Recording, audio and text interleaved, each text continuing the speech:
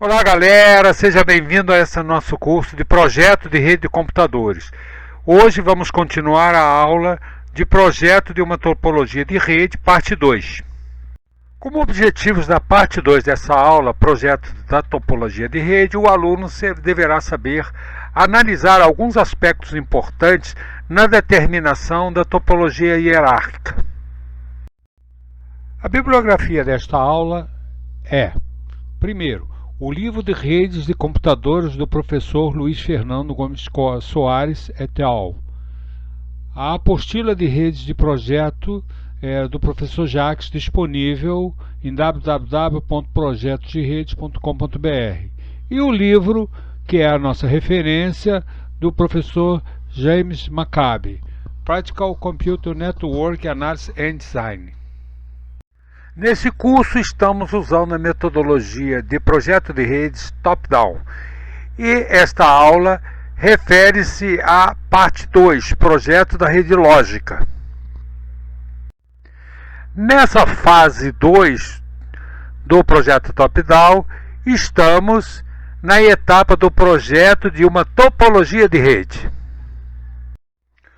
Uma topologia é um mapa de redes que indica segmentos de redes, redes de camada 2, pontos de interconexão e comunidade de usuários. Queremos projetar a rede logicamente e não fisicamente. Então, identificam-se redes, pontos de interconexão, o tamanho e o alcance de redes e o tipo de dispositivos de interconexão. Não estamos ainda falando de tecnologias específicas, dispositivos específicos, nem considerações de cabeamento. O nosso objetivo é projetar uma rede segura, redundante e escalável. Antigamente, usava-se muito uma rede com construção chamada Collapsed Backbone. Era uma rede em que toda a fiação vai das pontas para um lugar central. Seria uma conexão estrela. O número de fios não era problemático quando as pontas usavam shared bandwidth com cabo coaxial em vez de hubs e switches. Ela tinha uma facilidade boa de manutenção e a gente ainda acha muito dessas redes por aí. Hoje, com redes maiores, usa-se cada vez mais uma estrutura chamada estrutura hierárquica. O modelo hierárquico ajuda a desenvolver uma rede em pedaços, cada pedaço focado em um objetivo diferente, atendendo uma comunidade diferente. Por exemplo, um exemplo de rede hierárquica é mostrado no nosso próximo slide. O modelo hierárquico é constituído basicamente de 3 camadas. A primeira camada é a camada de core, onde estão os roteadores e switches de alto desempenho e disponibilidade. A outra camada é a camada de distribuição. Eu tenho roteadores e switches que implementam as políticas ou a interconexão, por exemplo, de um campus. E a camada de acesso, que é a camada que conecta os usuários ou LANs locais, normalmente com hubs e switches. A figura mostra a estrutura que apresentamos. A camada de core é a camada que tem o backbone corporativo, né? Eu interligo através de elementos, empresas de interconexão, normalmente redes de grande dimensionamento, né? Então seria a camada de core. Uma vez que eu tenho a camada de core, eu vou para a camada de distribuição. A camada de distribuição interliga, por exemplo, unidades dentro do mesmo campo. Nós temos uma rede que nós chamamos de backbone do campus, né?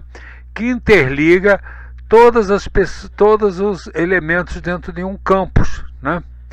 E eu tenho depois a camada de acesso. Vejam que o backbone do campo C interliga com roteadores que vão ligar com dispositivos que vão ligar com redes LAN específicas ou dispositivos que agregam comunidades para dentro desse tráfego.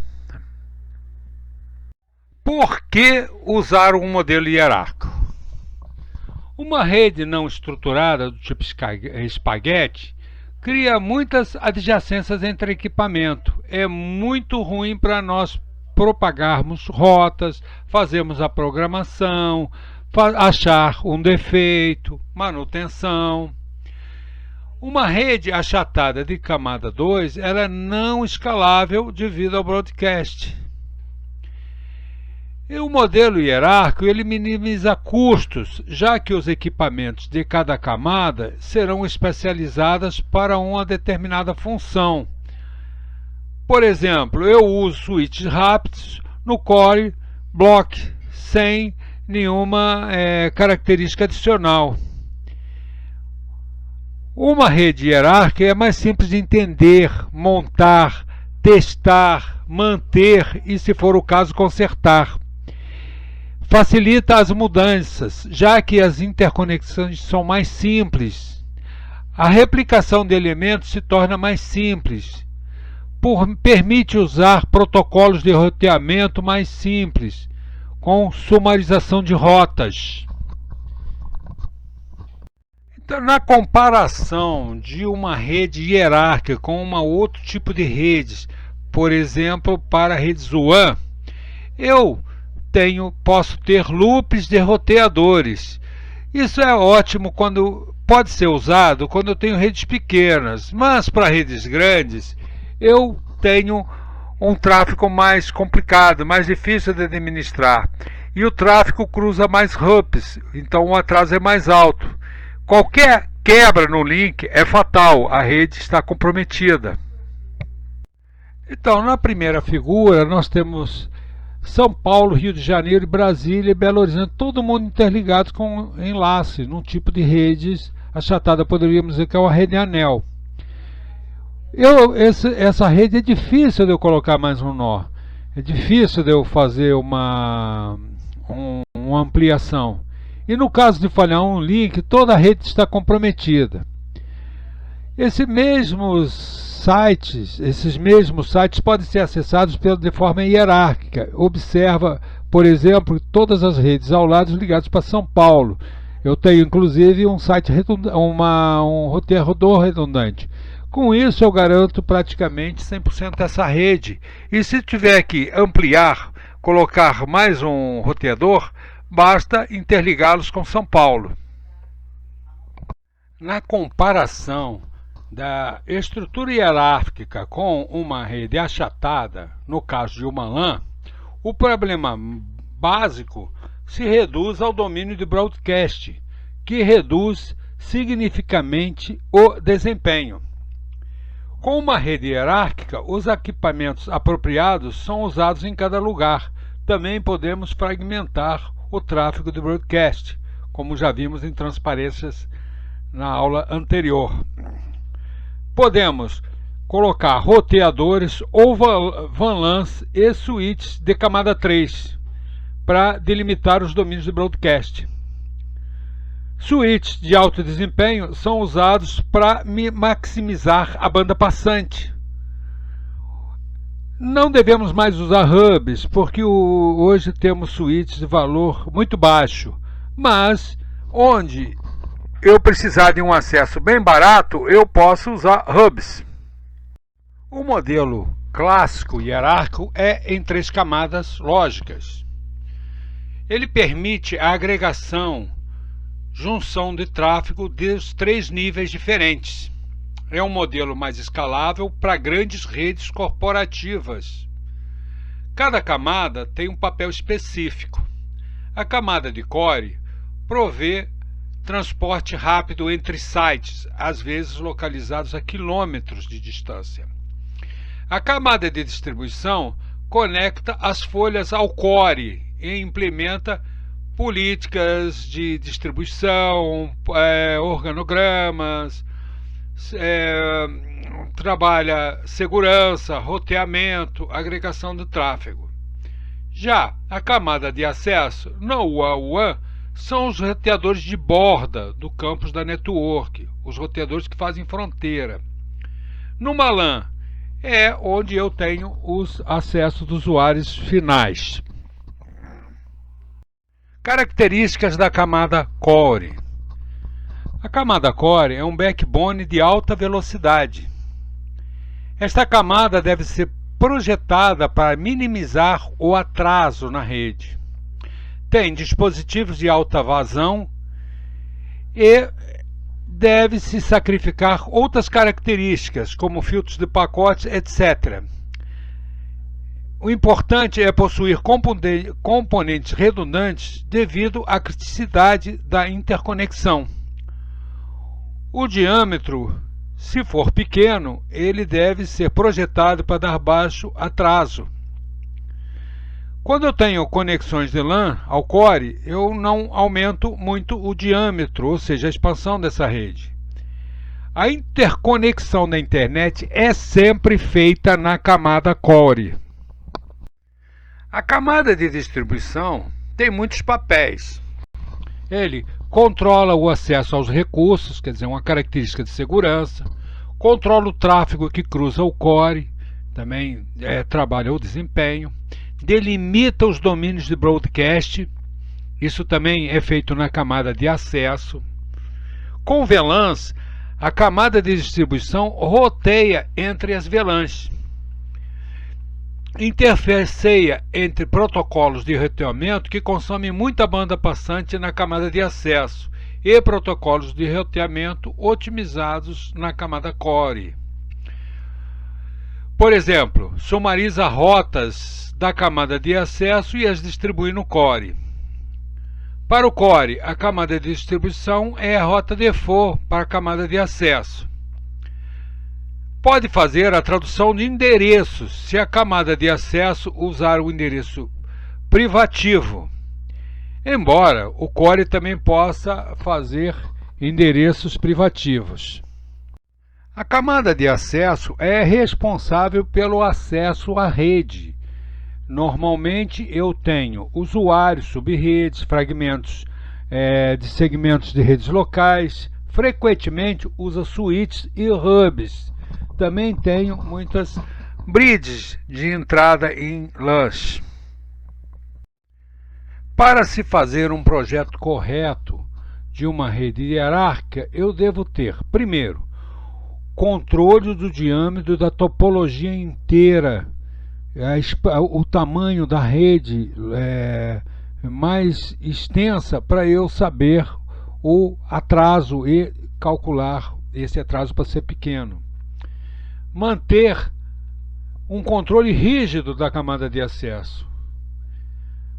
Os departamentos com alguma independência implementam suas próprias redes e isso vai prejudicar a rede inteira, a gente não pode deixar isso.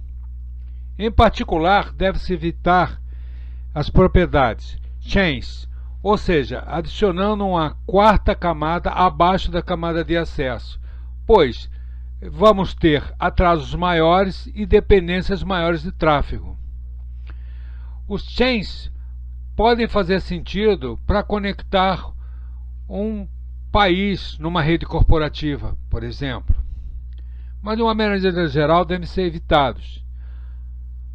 Outro caso é o de porta dos fundos, que se trata de conexões entre dispositivos na mesma camada. Eles podem causar problemas inesperados de roteamento. Como já mostramos em outras aulas, eu devo começar projetando a camada de acesso, olhando as comunidades. Depois de definir a camada de acesso, eu vou para a camada de distribuição.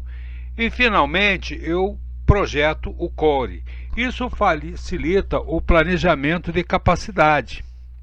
A figura da rede mostrada na transparência mostra um backbone WAN corporativo, que é a camada de Core, a camada de distribuição e depois temos a camada de acesso. Observem à esquerda que eu tenho uma outra subrede com a chain, ou seja, com outro roteador, né?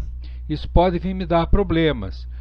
A mesma coisa do lado direito, eu tenho na camada de acesso um roteador de porta dos fundos ligado a outros roteadores, que também pode complicar o roteamento. Essas estruturas devem ser evitadas. Podemos especificar algumas redundâncias no projeto de uma rede. A disponibilidade é obtida com redundância de enlaces e de dispositivos de interconexão. Caso um dispositivo falhe, o outro automaticamente supra essa falha. O objetivo é eliminar pontos únicos de falha, duplicando qualquer recurso que esteja atendendo uma missão crítica. Podemos duplicar enlaces, roteadores importantes, fontes de alimentação, né?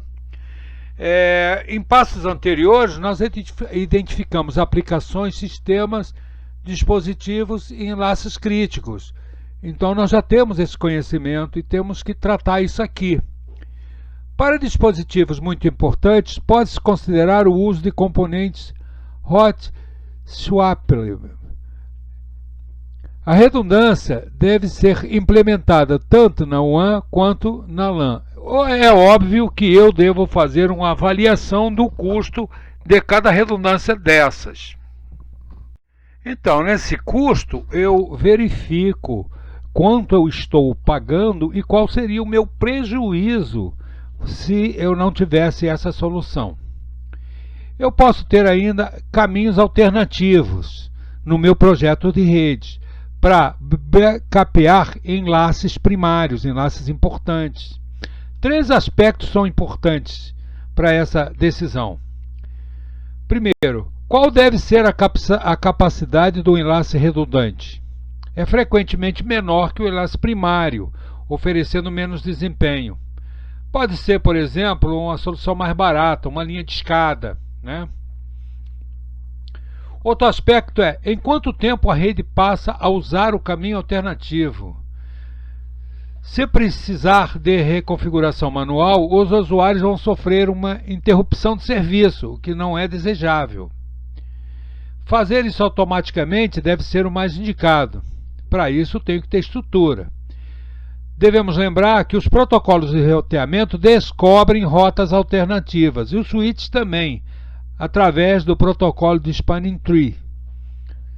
Terceiro, o caminho alternativo deve ser testado, devemos testar isso.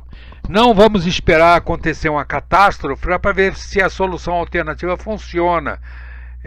Ou seja, nunca usamos o caminho alternativo, a não ser naquela hora.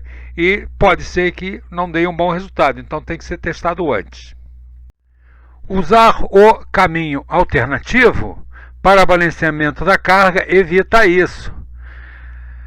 Considerações especiais para o projeto de uma topologia de rede de campos.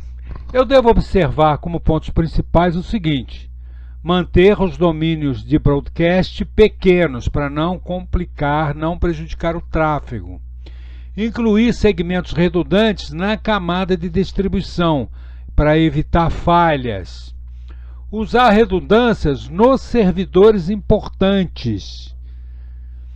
Por exemplo, no servidor de internet, que atende toda a rede, por exemplo. Incluir formas alternativas de uma estação achar um roteador para se comunicar para fora da rede da camada 2. Para evitar e melhorar o desempenho, podemos trabalhar com LANs virtuais, atendendo, por exemplo, determinada comunidade. Uma LAN virtual, uma VLAN, nada mais é do que um domínio de broadcast configurável. As VLANs são criadas em uma ou mais suítes. Esses dispositivos normalmente têm um software que pode ser programado e eu configuro a VLAN. Usuários de uma mesma comunidade são agrupados num mesmo domínio de broadcast, independente da cabeação física, isto é, mesmo que estejam em segmentos físicos diferentes. Esta flexibilização é importante em empresas que crescem rapidamente e que não podem garantir que quem participa de um projeto esteja localizado junto. Uma função de roteamento, normalmente localizada dentro de suítes, é usada para passar de uma VLAN para outra. Vamos lembrar que a VLAN é uma rede de camada 2 e que precisamos passar para a camada 3, rotear para cruzar redes de camada 2. Eu posso grupar os usuários da VLANs baseados em portas de suítes, endereços MAC, ou numa subnet IP, ou baseadas em um protocolo, né? Ou baseadas em nome dos usuários, ou mesmo de um departamento. Existem várias formas. Posso grupar a LAN baseado no nome dos usuários. Com isso, eu preciso de ter um servidor de autenticação. Segmentos redundantes em uma LAN.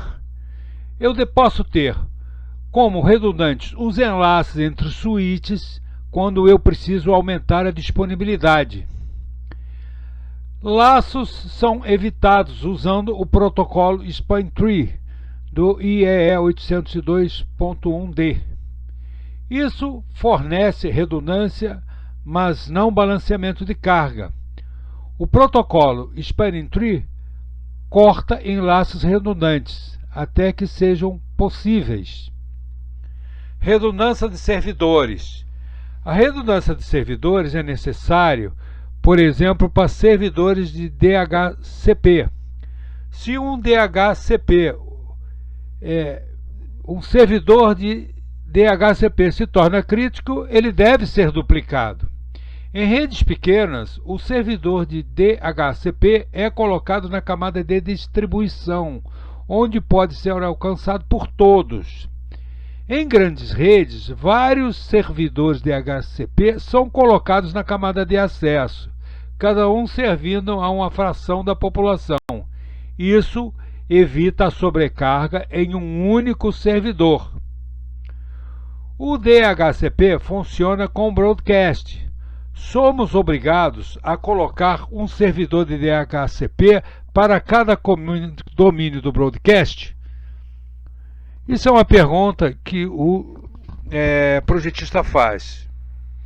A resposta é não, se utilizar uma função do roteador de encaminhar o broadcast DHCP para o servidor de broadcast, cujo endereço foi configurado no servidor.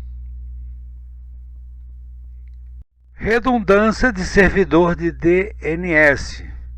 O servidor de DNS é crítico para mapear os nomes de máquinas a endereços IP. Por isso, frequentemente, é duplicado. Se o roteador ativo mudar, nada muda para a estação, que continua conversando com o roteador fantasma. Essa é a ideia. Temos ainda que ter algumas considerações especiais para o projeto de uma topologia de rede corporativa. Então, se eu tenho uma rede corporativa, eu posso fazer redundâncias de WAN.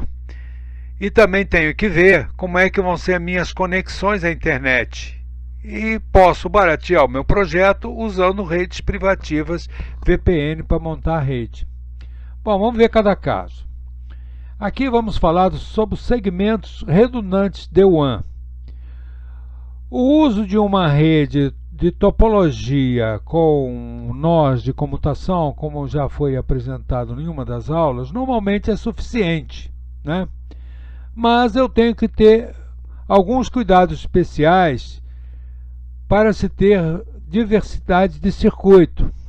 Então, se os enlaces redundantes usam a mesma tecnologia, são fornecidos pelo mesmo provedor, passam pelo mesmo lugar, qual é a probabilidade que eu tenho de um implicar na queda do outro? Se eu estou fazendo redundância é porque eu quero garantir a continuidade, então eu preciso analisar isso.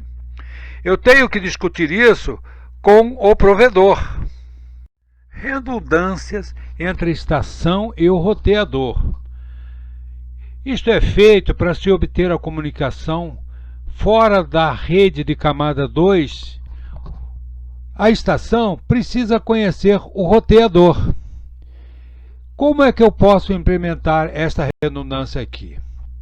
O problema básico é que o IP do roteador que a estação conhece frequentemente é configurado manualmente em cada estação, e isso complica, né? Há algumas alternativas de fazer isso automaticamente. A primeira alternativa, usando o proxy ARP. A estação não precisa conhecer nenhum roteador. Para se comunicar com qualquer máquina, mesmo remota, a estação usa o protocolo ARP. O roteador responde com seu próprio endereço MAC. Essa solução é pouco usada porque ainda existem alguns aspectos para ser padronizados. Outra alternativa é com o DHCP. O DHCP pode informar mais coisas que o simples endereço da estação. Pode informar, por exemplo, qual roteador que a estação deve usar, ou até mais de um roteador. Esta é a alternativa mais usada e deve ser feita na configuração do DHCP. A alternativa 3, o Hot Stamp Router Protocolo, HSRP, é uma alternativa proprietária da Cisco, né? E por isso ela ainda precisa de alguns ajustes. Existe uma padronização sendo feita pelo IETF, que com alguma coisa parecida, chamado de Virtual Router Redundance Protocol, VRRP, né? Na realidade, esse HSRP cria um roteador fantasma que não existe e vários roteadores reais, um dos quais está ativo e os outros estão de stand-by. Os roteadores reais conversam entre si para saber qual é o roteador ativo. Para fazer a conexão com a internet, eu tenho 4 alternativas básicas para trabalhar. A primeira alternativa é a opção A. Eu tenho a minha rede de backbone, um WAN corporativo, e tenho aqui 2 roteadores na minha ISP. Tá? Então, qual é aqui? Eu tenho a vantagem, eu já tenho um backup na WAN, normalmente eu tenho um baixo custo, e trabalhar com ISP pode ser mais fácil que trabalhar com várias entradas. A desvantagem é que eu não tenho redundâncias de ISP. E o roteador é o único ponto de falha. Se falhou o roteador, falhou tudo.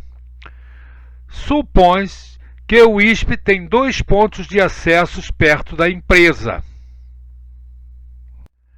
A segunda alternativa é com dois ISPs diferentes, ISP1 e ISP2, ou seja, empresas fornecedores diferentes de acesso à internet.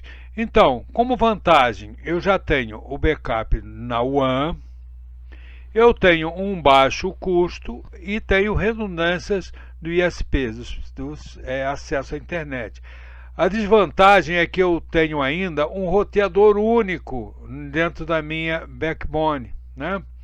E pode ser difícil ficar trabalhando e controlando 2 fornecedores de ISPs diferentes. Outra opção é trabalhar com 2 entradas no meu backbone e um fornecedor apenas de acesso à internet. As vantagens é que eu já tenho backup na WAN, é bom para a empresa que é geograficamente disperso, né? Tem um custo médio, tem um custo de 2 acessos. Para trabalhar com um ISP pode ser mais fácil que trabalhar com várias políticas, vários fornecedores, né? A desvantagem é que eu não tenho redundância de ISPs e eu posso ter um problema se eu tiver uma falha. A opção D, eu tenho 2 fornecedores, ISP1 e ISP2 de acesso à internet, e tenho duas entradas no meu backbone, né? Aqui no nosso exemplo, Paris e Nova York. Vantagens é que eu já tenho backup na WAN, é bom para a empresa geograficamente dispersa, eu tenho redundâncias de ISPs, ou seja, fornecedores de internet, e como desvantagem, bom, eu tenho alto custo, porque eu tenho que pagar esses acessos. E às vezes é complicado trabalhar com contratos e políticas diferentes, né, de empresas diferentes. Das opções apresentadas, a opção C e D merecem mais atenção. O desempenho pode frequentemente ser melhor se o tráfego ficar na rede corporativa mais tempo antes de entrar na internet. Exemplo: pode-se querer um site europeu da empresa acessando a internet pelo roteador de Paris, mas acessos a sites norte-americanos da empresa podem ser feitos pelo roteador de Nova York, então distribua melhor esse tráfego. A configuração de rotas das estações para acessar a internet pode ser feita para implementar qualquer política de distribuição definida na empresa.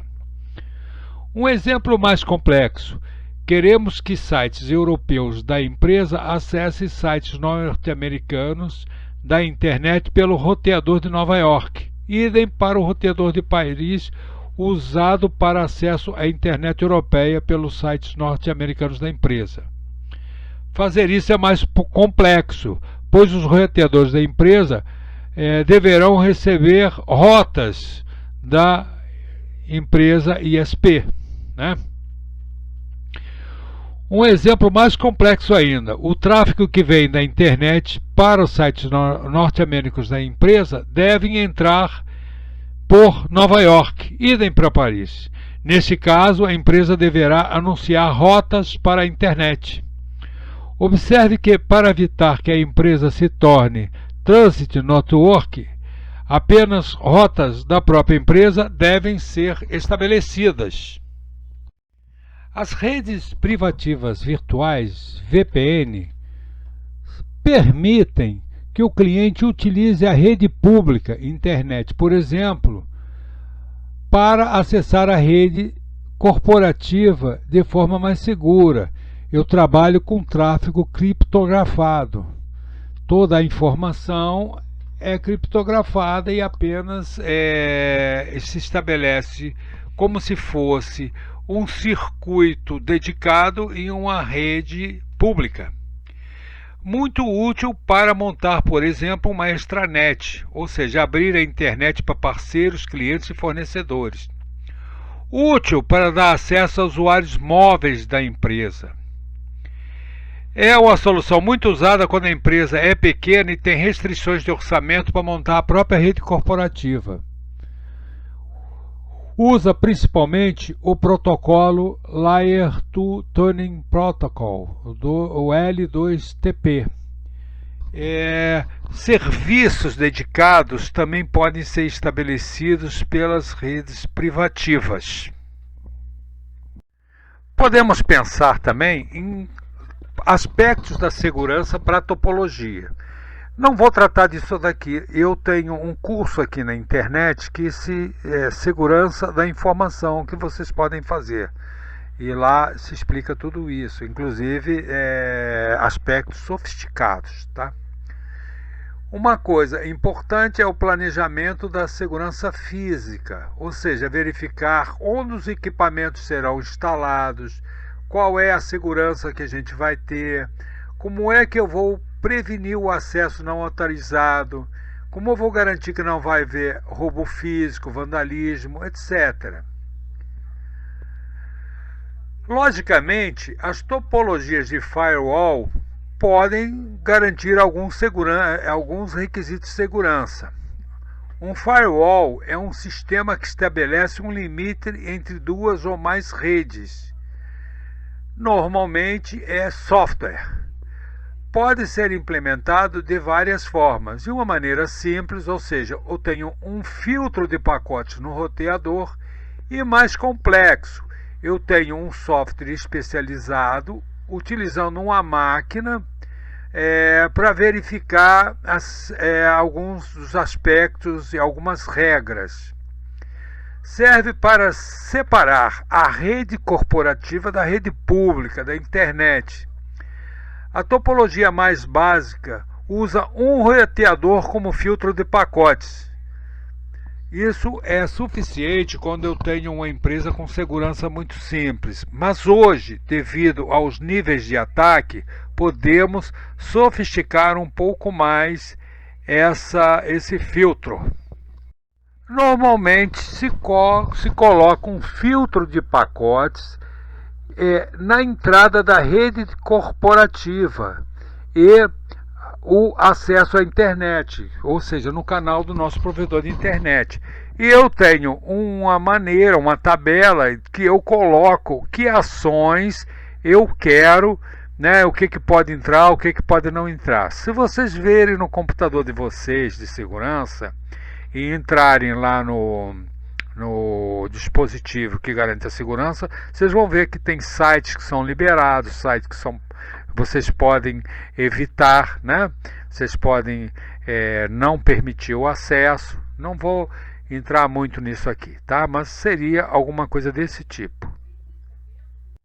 A tabela de filtragem de pacotes pode ser como mostrado aqui na transparência. A primeira regra que casa com cada pacote examinado é aplicada. Outros aspectos, e que vamos ver também em outras aulas, eu posso melhorar os acessos usando endereços privativos da rede corporativa. Para isso, eu uso o Network Address Translation, o NAT, implementado no roteador de limite, que acessa a internet. Posso determinar o proxy para certos serviços, o web, FTP, etc. Programar o proxy. Pode-se ainda ter máquinas em uma outra área chamada DMZ. Para as empresas que precisam publicar informações na internet, web, DSNM, FTP, pode-se ter algumas máquinas na internet numa área chamada Demilitarized Zone, que é o DMZ. Os hosts têm que ser muito bem protegidos contra invasões, são os Bastion Hosts. Um firewall especializado pode ser incluído. Eu tenho uma interface, né, e ações especiais para implementar as políticas de segurança. Existem duas topologias básicas para essa tecnologia, com um roteador e com dois roteadores. Com um firewall, colocamos o acesso entre a internet, né, como mostrado na figura. Eu tenho um roteador, o firewall, protegendo a rede corporativa e também a zona limitada. E na figura de baixo eu mostro dois roteadores, né? Eu tenho um roteador com internet e tenho um barramento da LAN que é da zona limitada. Aqui eu tenho vários servidores. Quando o pacote entra da internet, ele é examinado nessa rede. Se tiver tudo direitinho, ele passa para o outro firewall do outro roteador na rede corporativa. E a mesma coisa quando o tráfego é da rede corporativa para a internet, tá? Quem quiser saber mais detalhes, eu tenho aulas no meu curso de sistemas de segurança da informação, segurança de redes, tem isso detalhado. Desta forma, terminamos esta aula. Se você gostou, incentive o autor se inscrevendo no canal. Recomende para os seus amigos e alunos, baixe o material, faça os exercícios e até a próxima aula.